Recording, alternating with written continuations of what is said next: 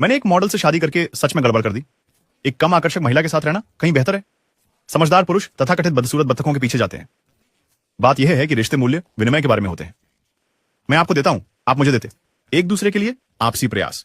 बहुत सुंदर महिलाओं की समस्या यह है कि वे सोचती हैं कि सिर्फ सुंदर होना ही काफी है, कि उनकी खूबसूरती अपने आप में इतनी बड़ी देन है कि आपको उनके आसपास होने भर से खुश होना चाहिए और मूलतः उनकी सेवा करनी चाहिए। और वे ऐसा क्यों सोचती हैं? रास्ता? क्योंकि उनके लिए हमेशा ऐसा ही रहा है। उनकी सुंदरता और चेहरा हमेशा इतना काफी रहा है कि उनके बिल को कवर किया जाए या किसी विशेष जगह पर प्रवेश मिल जाए। लोग उनके लिए पीछे झुक जाते हैं और कोई आदमी उन्हें कभी नहीं मना करता।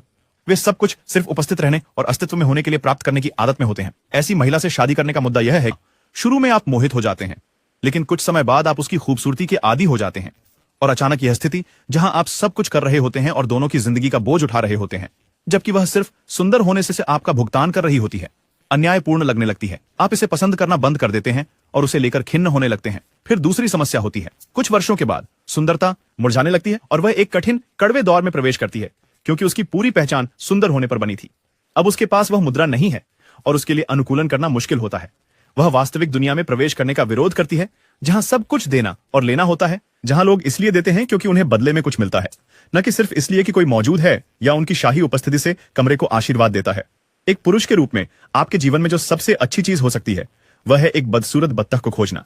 वह महिला है जो जब वह छोटी थी खुद को सुंदर नहीं समझती थी, शायद क्योंकि उसकी बहनों या दोस्तों की खूबसूरती थी और वो उतनी अलग नहीं दिखती थी, या शायद वो एथलेटिक नहीं थी और उसे दुनिया में अपनी जगह खोजने के लिए कोई और तरीका अपनाना पड़ा, जैसे कि एक असली व्यक्तित्व विकसित करना। शायद वो समझदार है, पढ़ाई करना पसंद करती है, दयालु बनना सीखती है, अच्छी है, देखभाल करने वाली। और अगर आपको उसका संवेदनशील पहलू देखने का मौका मिलता है और वह उसे आपकी नजरों से देखना शुरू करती है, तो वह खिल उठती है। वह खुद को सेक्सी, खूबसूरत महसूस करने लगती है और वह बदसूरत बत्तख एक हंस बन जाती है। अब आपके पास दोनों दुनियाओं का सबसे अच्छा पहलू है। एक ऐसी महिला जो जमीन से जुड़ी है, जो समझती है कि जीवन कैसे चलता है, जो सिर्फ अस्तित्व के लिए पूजा जाने की उम्मीद नहीं करती, लेकिन जिसने अपनी आकर्षकता को भी खोजा और अपनाया है। और कुंजी यह है कि उसका पूरा व्यक्तित्व उसकी दिखावट के इर्द गिर्द नहीं घूमता। यह किताब आपको अपनी आदतों को बदलने और अपनी जिंदगी बदलने के लिए आवश्यक साधन देती है। इसे